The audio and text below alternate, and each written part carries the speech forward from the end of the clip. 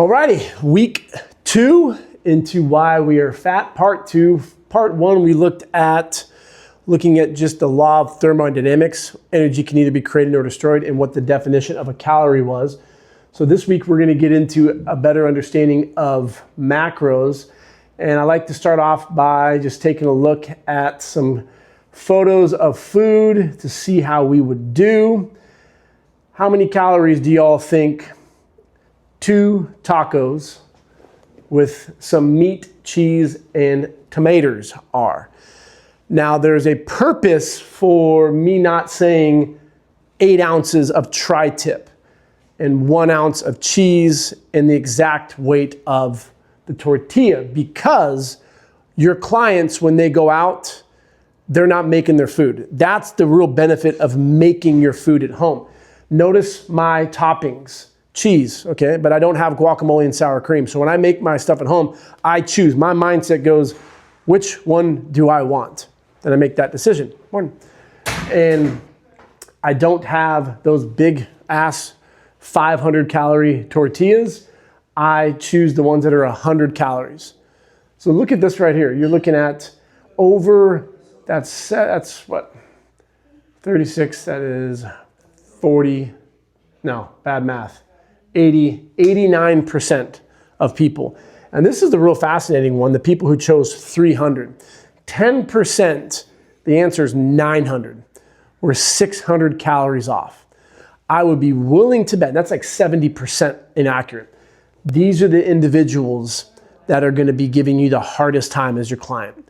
They're going to give you the most pushback that, why am I going to count my calories? It's not realistic. They're the ones who need it the most. Again, 100 calories per tortilla. 8 ounces of tri-tip is roughly 600. And then you have 100 calories in the cheese.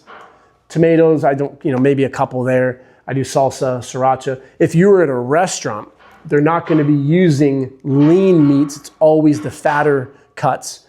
And then think about the sauces. They're always creamy and delicious. There's a spot I go to near home, and they have this, it's like a pink deliciousness sauce, I call it. And you just know that it's sour cream and half and mayonnaise.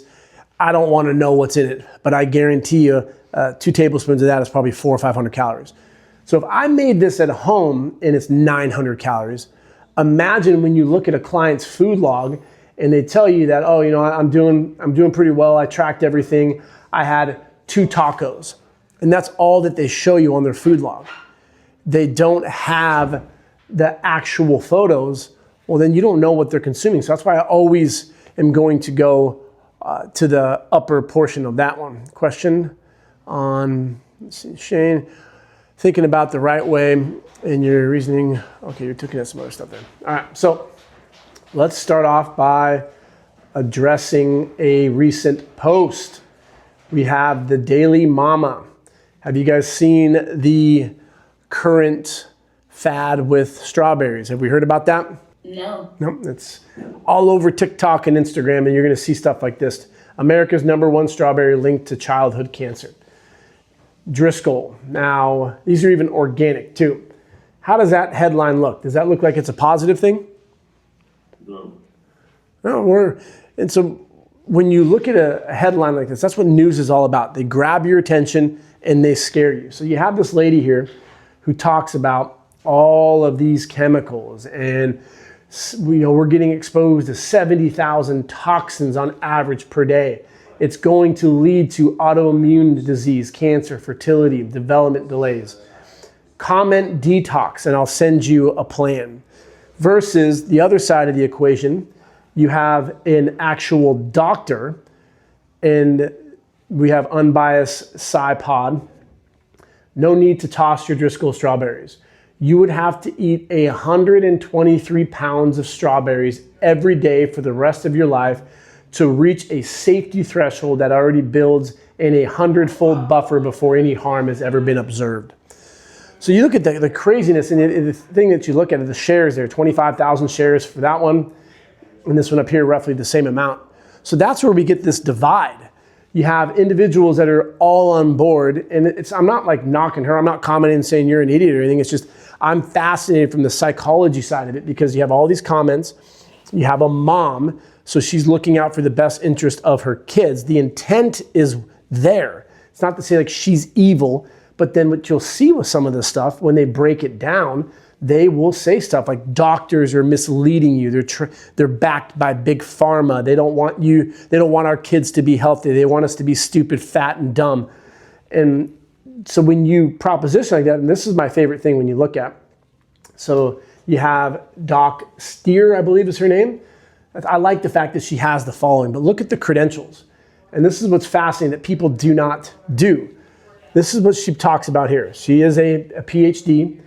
Be respectful, no medical advice. And then when you click on her link, this is the most important part. Substack newsletter. Here's her chat bot that she has. Database under the actual scientific studies that they're looking at. Virtual stuff on vaccines and audience. And that's a tough one because it's like, now because it's so uninvited, I would almost, if I was like coaching her up, I'd be like, I know that you're pro-vaccine, but the fact that you have that, it's like how people will look at you if you put Republican in your bio. They're just going to attack you. If you say you're a Democrat, they're just going to attack you for that. So you're going to lose a lot of credibility, unfortunately, from the non-scientific community, because if they look at you and they try to use a logical brain or framework, they're automatically going to say that you're a fraud or you're paid by big pharma because of that. Now we look at the other side of the equation. 90,000 followers, credentials, detox specialist. There's no such thing as that. Holistic health. Where did you get your holistic health from?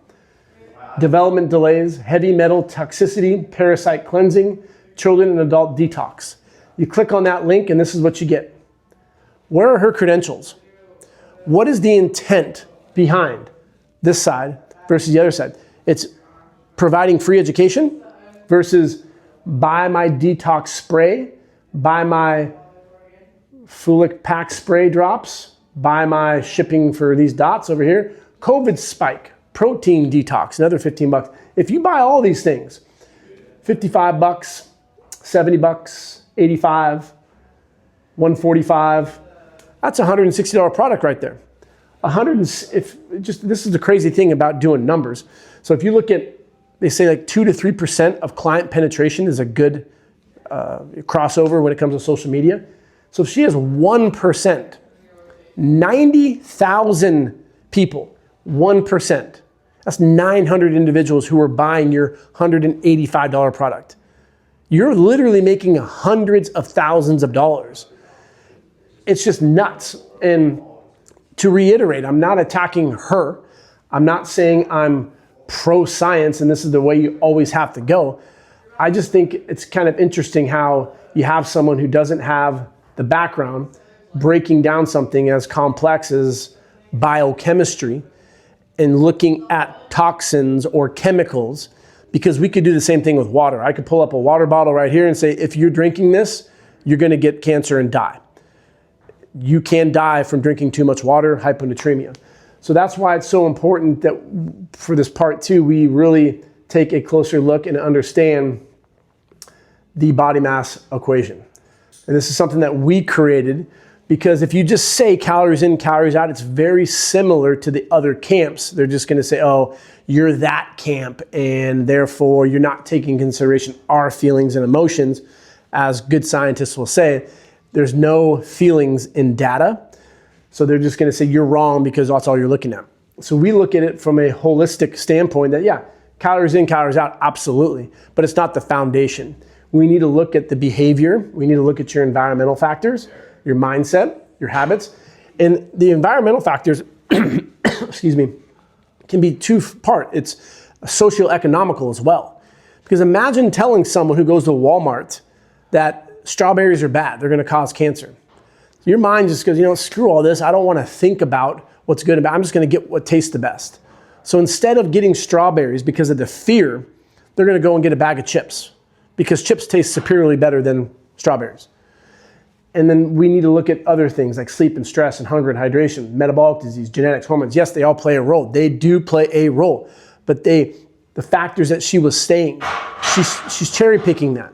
Because maybe we have genetic defects. Maybe we have gut and parasites because our bodies are somatically inflamed due to excess adiposity. Go back to that first law of thermodynamics. Energy can neither be created nor destroyed. So you're struggling with your weight loss. You do a tracker. You have this cool app and you had 2 tacos and you had 300 calories. And then you track this for the rest of the day and you have a couple snacks that are low calorie. And then you write on your little thing that you have that, okay, well, I consumed 1,200 calories. I am inflamed. I don't feel well. My skin is jacked up. Everything is wrong. Take a step back. How's your sleep when your mindset's like that? Your stress is elevated. Cortisol is going to be elevated at night. It should be low at night. Sun comes down. Melatonin comes up. It's like a country song. You get tired. You sleep. You wake up. T levels high. Cortisol levels high. That's what we like. That's the go get 'em equation to go mess up the world in a positive way. Go build your empire. Do wonderful things. But no, your T levels are now low because you didn't sleep. Your stress levels, what do we need to do to get that morning bump? We just start chugging a bunch of caffeine. Nothing wrong with it, but that is inducing more of that fight or flight response. That's a hormonal response. Again, neither nor good nor bad. It's just the equation that we're in. But in actuality, the average American is getting 3,500 calories. So you're in a surplus of 2,300 calories. That is the issue that we need to be addressing. We don't understand the basics. So watch the last call, part 1, because today we're going to get into part 2, and we're just going to start with the basics, and that comes down to the macronutrients. I would love for you to challenge people, just like we do in the gym. If you have some bro who's trying to mansplain, oh, you're doing that squat exercise wrong. Oh, I totally understand, sir. Could you just tell me the 3 hamstring muscles before you give me the explanation on why?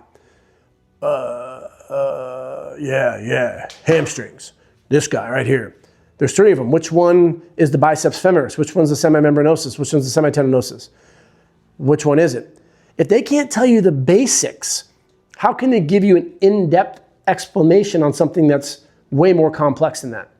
So that's why it's so important. Imagine I'm your math instructor and you guys are here for day 1 in class. Like, all right, so we're going to learn advanced mathematics, quadratic formula. We're going to start out with the basics. So we're going to go over addition. And the first thing you'd say is like, what the fuck is this? 1 + 1 is 18? This guy's an idiot. Like, I'm not going to listen to anything going forward. But if I was confident in my delivery, you may be a little confused. But imagine this. Go back to those followers, where every single person in class goes, yeah, 18. And you're like, what is going on? Like, did Big Brother screw with my brain when I was in school early? Like, what? 1 + 1?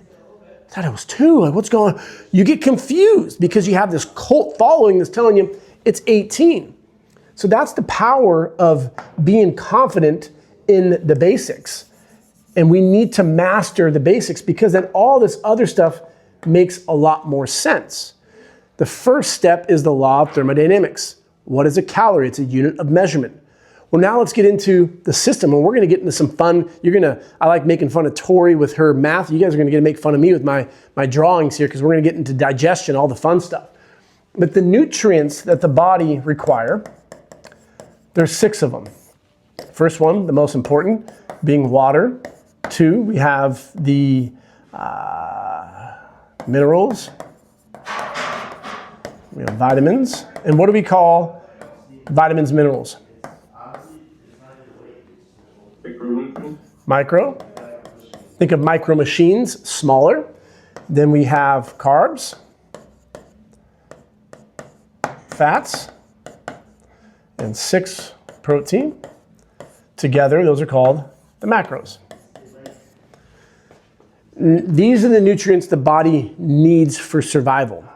That's why when you adopt a diet that may be heavy in one of these or less in another, you can have micronutrient deficiencies. As a nutrition coach, and we are qualified nutritional coaches, we can provide a lot of information, but we cannot give a food plan. We cannot talk about the micros, and we cannot have clients eat less than 1,200 calories. Those are things that trainers do all the time, and that's why respected nutrition experts, RDs, they look bad at us because we're crossing the line and doing things that we are not legally allowed to do. But it's an unregulated industry. If you want to be a nutritionist, go take your PN1. You're going to get 300-page textbooks, and you get to read those by yourself. NASM, CNC, same thing. Here's your book. Now you're a nutrition coach. So you're just going to go through that and do whatever is possible to pass as quickly as you can, and then prescribe your ideologies, and that's referred to as anecdotal evidence. So don't be like the average nutrition coach. Master the basics. And so we need to look at carbs, fat, and proteins. Now, technically, if we look at the macros, alcohol would be on here as well because it provides calories. Notice I didn't put that on the nutrient tab because it is not a nutrient that the body needs. So the first thing we like to do is just start with the fuel factor. If I consume 1 gram of carbohydrates, how many calories is that? 4. Very good. For fat? 9. And for protein? 4. That's step 1. Alcohol, 7 calories per gram. If I consume something that has 20 grams of protein, that's 80 calories. If I consume something that has 10 grams of fat, that's 90 calories. If I consume something that has 10 carbs, that's 40 calories. So you take the grams, multiply it by the fuel factor, and that gives you the calories. Then you divide the whole substance, and that gives you the percentage. So in that case, if I have 40 here, 90 here, 40 here, that's going to be 170. You take the small, divide it by the large, and that's going to give you a decimal percentage. You would then convert that into a percentage. So 40 and 40, I'm not the best with math here, but 90 over 70, 170 would be roughly maybe 45%. So then carbs and protein in that case scenario would be just say 25. Use your math. My phone's recording, so I can't do it. That is the basics that we're going to look at for... I have the percents. Okay, what is it? 90 divided by 170 is, you said 170, right? Yep. Then 52%. Okay. You said 50. So this would be 52%, and then these ones would be 24%, right? Yeah. So that's when we look at, I think, funny part being like, oh, I'm a macro coach. It's not that special. If you really want to impress people, do the actual written calculation. Because I guarantee you, your clients don't know how those numbers come up. I'm supposed to be getting 40% of my diet and carbs, and I'm gaining weight. Well, can you show me your photos of food? You may have the macro calculations, but you don't know how many calories are in that plate. So to go a step further, we need to look at what are the basic units. So I can break down carbohydrates into what are referred to as monosaccharides. Mono being one, saccharide being sweet in Latin, which means sugar. There's 3 monosaccharides. We have glucose, fructose, which comes from fruit, and galactose, which comes from milk. When I put glucose and galactose together, I create a disaccharide, which is called lactose. Ase means enzyme. If I don't have lactase to break down lactose, I'm then lactose intolerant, which means that you have a more difficult time breaking down lactose. What are things that will make you more exposed to that? Stress, lack of sleep. Stomach issues are coming up. Well, because you're eating 3,500 calories, you're not sleeping, you're stressing a lot, and yeah, you can't digest milk. And then you have a breakout and your skin is bad and you want to blame the milk, which there could be allergens in that for that individual, but a lot of times we got to take a look at the holistic approach. So when we try to simplify this stuff and you just say, oh, milk's bad, it's from a cow, we're the only species that eats from another animal. It's not true. There's birds and seals and other things that do. But that's the basics. These are the monosaccharides. Now we have the basic unit for fat, which are fatty acids. And I'm just doing the initial part. We have monosaccharides, disaccharides, polysaccharides. So when you start putting these things together in long chains, think of like a Skittle with a little string to another Skittle, and you make a long string that's a polysaccharide. So carbs can essentially be broken down into sugar and fiber. Those are the two basic categories. Is it more sugar-based? Is it more fiber-based? Not saying one's right or wrong. Glucose gets into the metabolism very, very quickly. We have something under our tongue, the subscapularis. It's underneath the scapula, sub underneath. Lingual, you're bilingual. You can speak two-tongue. You have a sublingual gland. My brothers taught me this when I was younger. What's that called? Anyone else do that? Gleeking? Anyone else gleeking here? So when you swirl a glucose tablet around in your mouth, it actually absorbs into your bloodstream extremely quickly. So if your clients are working out and doing pushing and pulling and squatting and their blood sugar levels drop, getting something that can get into your system that has a lot of glucose is going to help you feel better. Not protein, takes a lot longer to digest. Not fiber, an apple takes longer to digest. Fructose, the body has to send over and divert to the liver. Fructolysis is a process of breaking down fructose to create glucose. And fruit, a lot of the times, not always, but a lot of the times, is going to have fiber, so it delays the release of increasing in sugar and increasing your glucose levels, your insulin levels. Fatty acids, and then we have down here, amino acids. How many amino acids are there? There are 20. There's 11 non-essential. Think of the word non being a longer word. So non-essential, there's 11, 9 that are essential. Non-essential, that means your body already makes it. Essential means your body does not. That's what we call a complete protein. The simple way to understand a complete protein, it has all the amino acids. Animal products have all the amino acids. It's not to say you have to have animal products. This means if you're a vegetarian or a vegan, that you need to create that full amino profile. A peanut butter and jelly sandwich, you're taking the grains and also the fats from the peanuts, which will then be created for a full amino profile. There's no right methodology. It's what your culturally, religiously, your organism and your beliefs believe in. I'm not saying if you are a vegetarian, you need to eat meat. And I think that's something that we need to be respectful of. And great coaches, when you have this assessment, you learn from your client what their methodologies are, and then you provide feedback on that.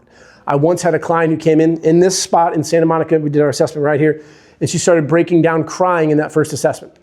My last trainer made me feel so bad about being a vegan, I stopped working with him.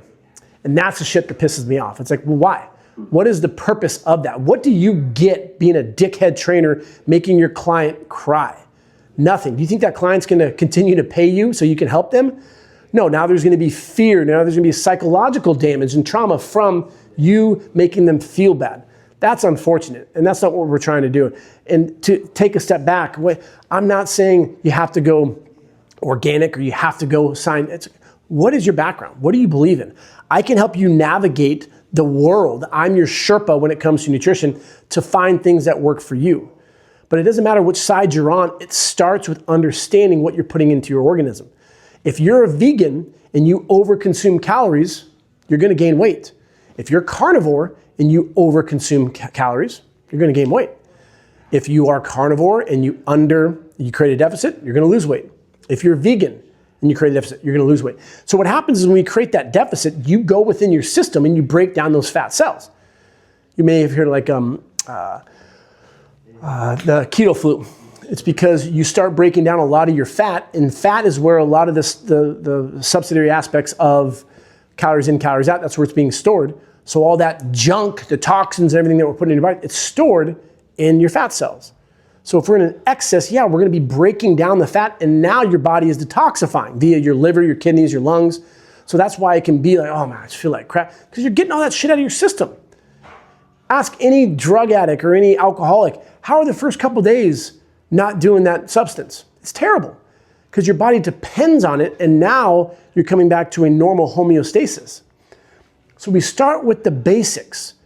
And there's a lot more that goes into this stuff. We have the slides and the videos in the platform that breaks these down more thoroughly, looking at the 20 amino acids. But as a nutrition coach, I'm not telling my clients that, oh, you need more leucine, you need more valine, you need more isoleucine. Those are the BCAAs. No, I know I can look at someone's profile and say, okay, well, you're probably not getting enough. Have you thought about maybe supplementing with whey protein if you can consume it? If you don't want the supplement style, then let's have a chicken breast. A chicken breast is going to be better than a chicken thigh, less calories. And it goes back to my steak analogy, or not analogy, my photo. If you go to a restaurant, they're going to use probably more of a round cut, which is going to be more fat.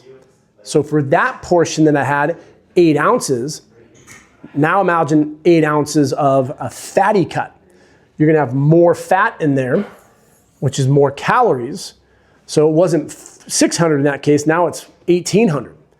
So you think that you're consuming a number, but in actuality you are over consuming. So let's have some fun now and look at how we break all these fun things down. As you can see, in my past life, I was an artist. This is obviously a human. Got your little arms right here. 5 there, 5 here. We got our teeth. We got our tongue. Oh, gotta have some eyes. Whoop, nose.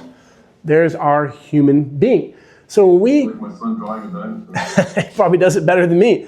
So we consume food, and that initial process is referred to as mastication. Don't say it too fast, people will think you're weird. Mastication. One of the strongest muscles in the human body is not my biceps, the masseter muscle. Mastication is getting that substance, which is a whole food, and we're breaking it down. So when we swallow and it enters the stomach, we have a cool little flapper right here. It's called your epiglottis. And the epiglottis right now is covering my stomach because I can breathe. I swallow, so it flips over and covers my trachea, which is my windpipe. So then food comes down into the GI tract.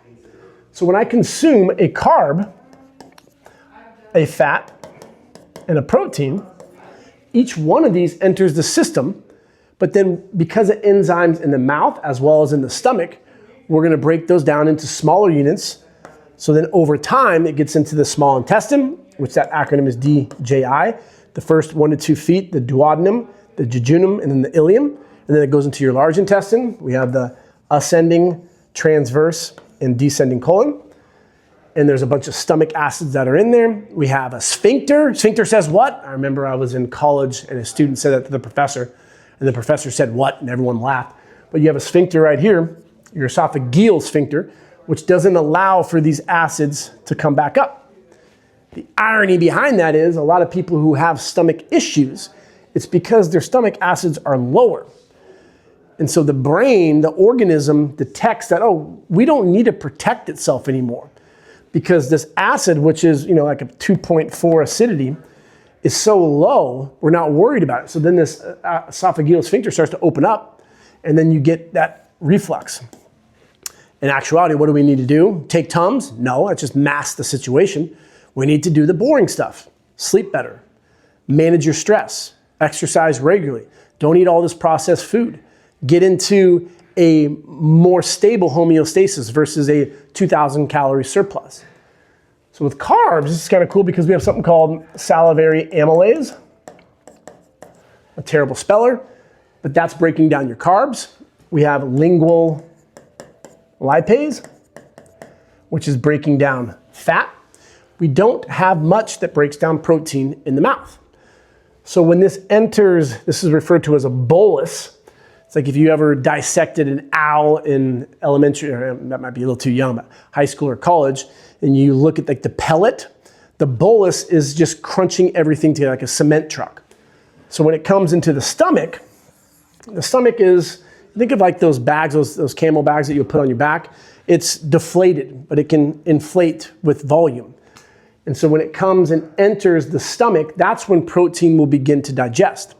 You have pepsinogen. These are enzymes that are breaking down protein. And when you look at the chemical structure, this is where people lose their shit because chemicals are bad. This isn't an acronym for carbs. This is an acronym for the chemical structure of what a carbohydrate is. We have carbon, we have hydrogen, and we have oxygen. H2O, it's a combination of this. That's why when we take carbs out and we go low in a specific macro, we're losing a bunch of water weight. We store carbs, which is glucose, as glycogen. Glycogen, think of that as like water versus ice. We store this in trace amounts in the blood, mostly in the muscle, about 3/4, and then 1/4 in the liver. So if we take carbs out, we are then taking water out of the system. That's why you'll see a lot of water weight when you do Atkins or carnivore or whatever diet you're gonna do. Low carb, you lose a bunch of weight. So as it enters the system, protein has CHO as well, but it also has a nitrogen bond.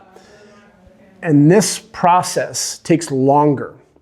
That's why when we look at the next phase, which we'll get into tomorrow, next class, when we look at the total daily energy expenditure equation, which is going to be your BMR multiplied by your activity factor, multiplied by your thermal effect of food, or DIT in journals, as they will say it, diet-induced thermogenesis, on average is 10% because we're factoring carbs, fats, and protein. But when you look at individually, it takes about 30% for protein, about 15% for carbs, and less than 5% for fat. So when you combine those, that's how you get the 10% on average. So here's the cool thing when you look at taking someone who's consuming 2,000 calories, and let's say that 10% of their diet is coming from protein. And let's look at 30% over here. So how many calories is this individual getting from protein? This is why the mathematical side of it's so important. 200 calories. How many grams of protein is that? Holy shit, how did you get? Oh my God, so I'm terrible at math. Get better at math. Stop using that as an excuse. Get one of the old school calculators, have it on your desk like you're a CPA, and do the calculation. You're consuming 50 grams. For over here, you're getting 600 calories. 600 calories are coming from protein, which would then be what? Who wants to help me with that? I don't have a calculator with me right here. 150? 150. There we go. 150 grams. You are burning 30% of that. So that means so this is 30% from the macro breakdown of protein, but because protein has a higher thermal effect of food, these 600 calories, you're burning 30%. So that's 180 calories that you just burned, whereas over here, you're only getting 20 calories. Look at that difference. That's significant. So you can take someone who's consuming 2,000 calories, and the only thing that you change is protein consumption.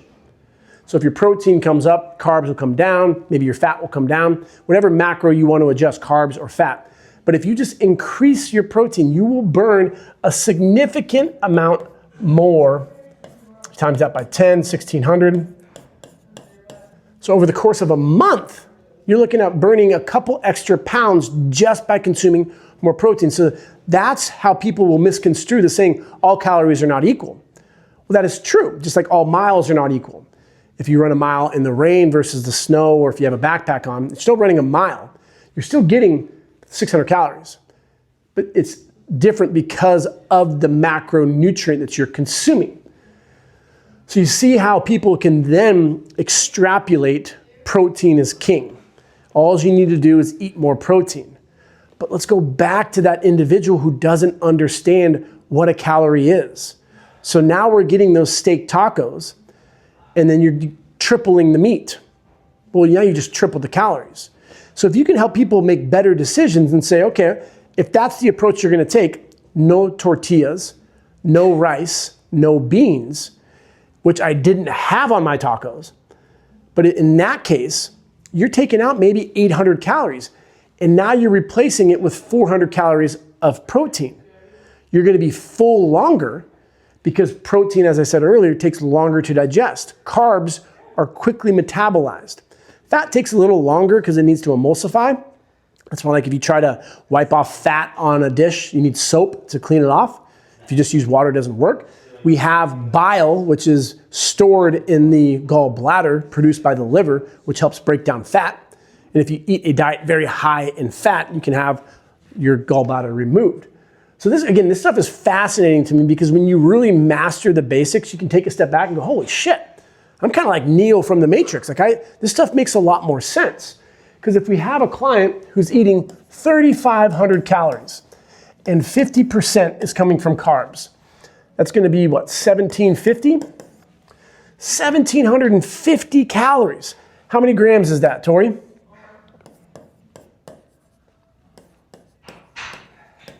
Let me just get my calculator. 17. Divided by 4? Yep, 1,750 divided by 4. 438. 438 grams of carbs. So you just make the simple recommendation. Carnivore's life. Gotta go carnivore. Carnivore's the best thing in the world. Goes to 0 to maybe 25. If you're doing paleo or keto, you're getting less than 50 grams. A lot of carnivore folk will be getting close to 0. So you're replacing 1,750 calories, 438 grams. And if you're only getting a, say, average, we don't get a lot of protein. So you're getting 200 calories in protein. Well, now you bump this up to 150, or you gotta eat your body weight in protein. Even if you were to get 200-pound individual, 200 grams, 800 calories. Look how much wiggle room you have for the rest of the day. 1,200 calories in fat, that's a lot of fat. You're gonna be full. And typically speaking, not always, but typically when you look at the processed foods, carbs being like breads that we get from the store, sweets and so forth, fat and protein are more nutrient dense, going to the amino acids and the fatty acids. So the body's getting more, a better nutrient profile. So now you're getting 2,000 calories. And guess what? You're full. You don't have to do this 1,200 calorie eating carrots and lettuce and you're famished and you hate life. 2,000 calories. For breakfast, you get to have bacon and eggs. For lunch, you get to have salmon and more bacon. For dinner, you get to have a steak with butter. You see freaking weirdos online literally eating cubes of butter. Don't fucking do that. That's stupid because your LDLs are going to shoot through the roof and you have a heart attack. But this is the science part of it where it's like, wow, it's actually, that makes sense why people, going back to our conversation prior to class with Marcus, and we were getting into clientele and FMS and systems. Essentially, giving someone a diet is like telling someone to do a system. It takes a lot less energy from the coach to do all this stuff. And at the end of the day, the question probably from the viewers or people in class, like, well, your clients don't care. Your clients just want to lose weight. They want to do it fast. But that's why we're struggling so much today, is because we're omitting the most important things, which is educating people on what calories are. What is happening with your mindset and your habits? The education is what sets the foundation for your calories in and calories out. So once you educate people on what you're putting into your system, you have a strong base.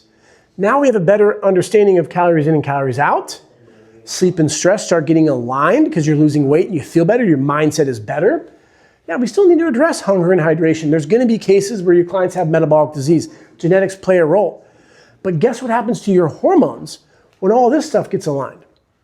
Everything, and then what people will do, which we miss with the behavioral and the mindset stuff, is you just make a stupid recommendation like this lady did, and she scares people, and she says, all this stuff is bad. Carbs are bad. Don't eat fruit because fruit's bad. And then pesticides. You're taking away all of these calories. So then you create a huge deficit, but you feel comfortable, all snuggy and cozy because you have an influencer with cool fucking orange glasses telling you, this is the way it worked for me. Here's a photo of me when I was sloppy. Now I'm in amazing shape. It's all because of my diet. And oh, by the way, buy my workout program because I'm doing some weird functional stuff on a BOSI ball. That's how people get bought in. You see the before and afters, but then when you understand, it's like, oh, You just created a deficit over time that was sustainable for you. But is that sustainability something you can do for your life? That's what a diet technically is, your lifespan. And that's the problem with carnivore. And that's the problem with trying to find a diet because it doesn't work for you. We can relate this to exercise by saying stuff like, everyone should bench press. No, I don't think that's a good suggestion. I need to look at the individual, look at your goals. What are you capable of doing? Is this something you want to improve? Is your goal hypertrophy of the chest? Okay, bench press probably isn't the best. It's a good choice, but it's not the best.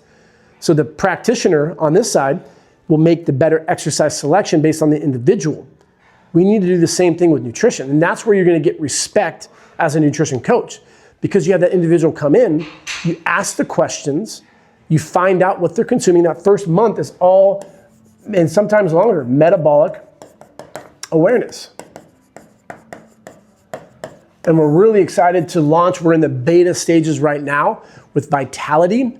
It's a blood testing organization with Dr. Galpin, and it's not Dr. Drew, but I think it's Drew. I'm butchering his first name. But these are scientists who are using blood analysis as part of your longevity plan. So imagine the confidence as a nutrition coach. You're going to say, the first month, we're not going to get much into nutrition. Oh, it's all about nutrition. It's 90% of your diet. Just calm down. Let's focus on being consistent. Because right now, we're not drinking enough water. We have no idea how many calories we're consuming. We don't know how much protein we're consuming. We don't know how many steps we're consuming. You're stressed. You're not sleeping enough. Let's just be consistent in the gym. Let's improve your mindset. Then after a month, you're going to do this blood testing. I'm going to have my RD interpret that for you. You're going to have a call with them. And they're going to say, okay, you're low here, you're low here. Let's take these supplements. It's going to help bring you up to par. And then we give you a workout plan that's best for your success. That is a system. So now your clients go, oh my God, now I know why I'm paying you $500+ a month, because you have a team and you have a system. Go back to what we were saying earlier. Questions?